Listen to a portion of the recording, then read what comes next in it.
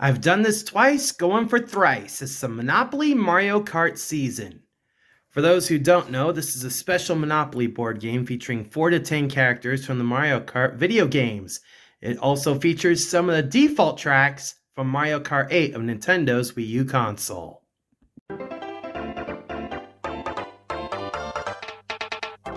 Each racer starts with 10 coins and starts with the ghost space. There are 2 special dice, value and action.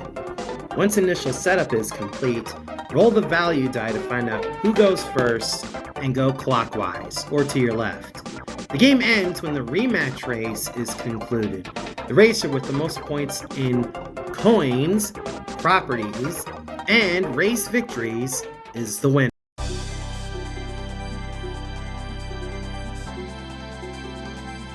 First, the coins. A set of 5 nets you 10 points and can be used for buying properties, entry fees for races, and various character actions depending on the situation.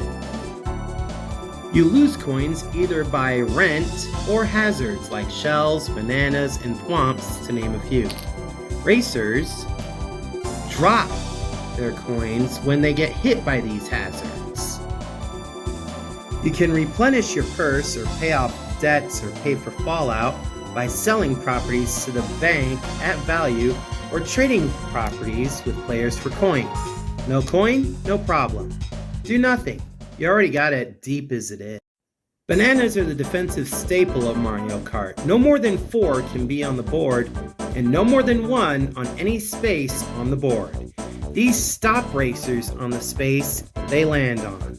Unless the racer has a special action die ability, you must place it on any of the previous spaces you passed on your movement roll. Don't go bananas, think strategically. Even passing on your racer ability can be helpful. The value die has many uses, starting with its primary function, moving the racers.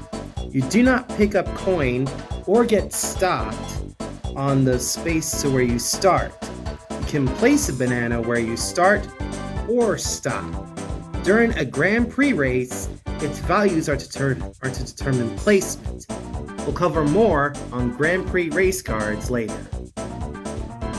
The action die, or the power-up die, is truly the item box of this game.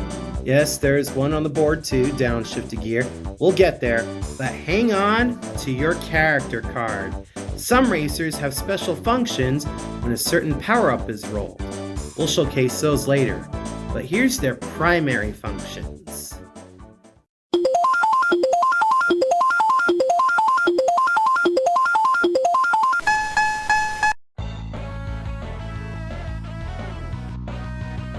The board spaces that stand out are the properties. 1 color, 2 props each. If you have the whole color in possession, rent cost is double. These props can be traded with other players for other props, or sold to the bank for some additional coins to get some money. No mortgages on these tracks. When you land on them, either buy or call an auction. No bids, no purchase, no deed passed on. There are 4 boost pads that are located just past the turns. When you land on these, you re-roll the value die for additional spaces to move to.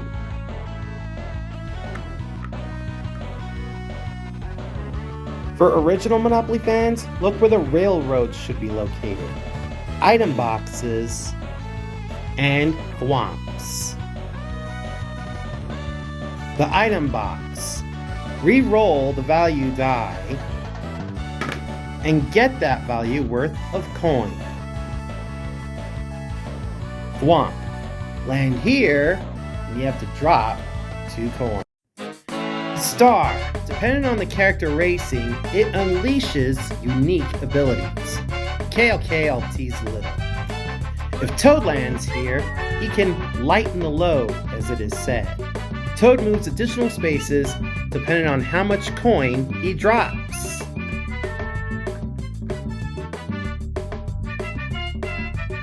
The go space is a double dose of thrill. When you pass or land it, you you get 2 coins. And this is where things get really interesting. Race time. We'll have more details on these race cards later.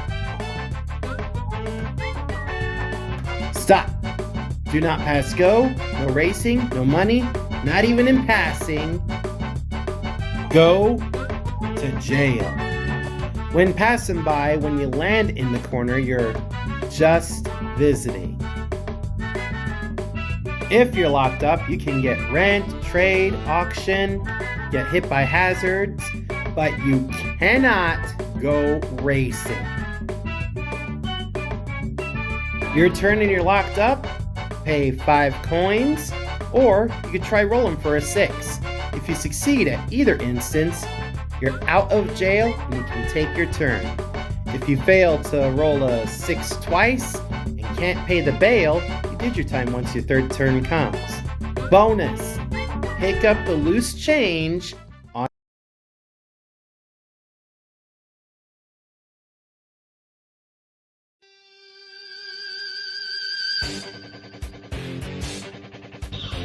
There are many cards in this game. Character cards, title deeds, basic notary cards, but we're gonna green flag the 8 racing cards.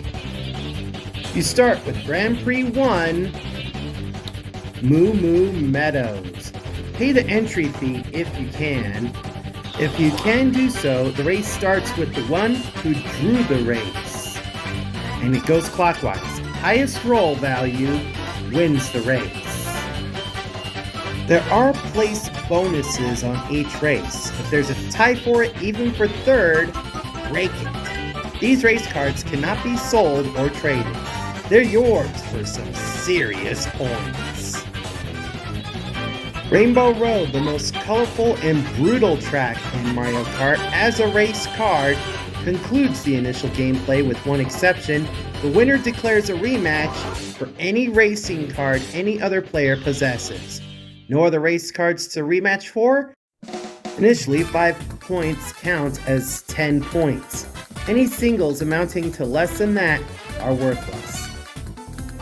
For the title race, after the season and postseason action, the racing deck will finish with Rainbow Road and its rematch and can start with any other race. We will hit all race cards guaranteed. During the postseason, the top 8 of the 10 that amass the most points will be seeded. New postseason setup. It used to be worse in first groups. Now we're going to try something more balanced. A proper 8-seed 4-racer bracket. Season setup. We're going to start with the biggest, wildest, craziest, coiniest Monopoly run ever. A 10-character race. Coins will be scattered, jails packed, shells will fly, stars in the sky and the ground. And it will showcase all the race cards in order. Points will be guaranteed. After that, 2 races a week with 4 racers each and 2 of the 10 on the bye. And now, ladies and gentlemen, it is time for the Racer Showcase Parade, starting with our 2-time Monopoly Mario Kart title winner. He will shock the coins out of you and dumps what he gets to gain ground. Don't ask if he needs a stool. It is Toad. As he passes go to unowned properties, what he does own will guarantee his pockets getting lined with rent fees. The Lean Mean Green Machine, Luigi. A roller and shaker of many talents, colors, questions, but no face. Who is that shy guy? The baddest baddie in the Mushroom Kingdom, who will coin nap you by hook or crook. The green, spiky shelled Bowser. This girl already has as many coins as she does Lumas and Starbits at her observatory comment. Make a wish for Rosalina.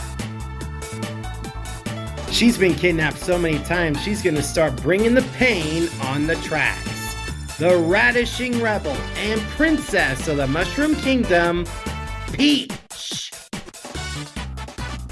The only tie he likes is the one on his neck, but he'll go bananas if you take his horde, a barrel of monkeys, and a bulkier package, DK Donkey Kong.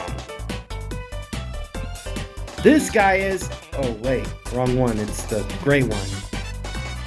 He takes his weight and uses it to drain your strength as he bolts past you. It's not what you think, it just looks like him.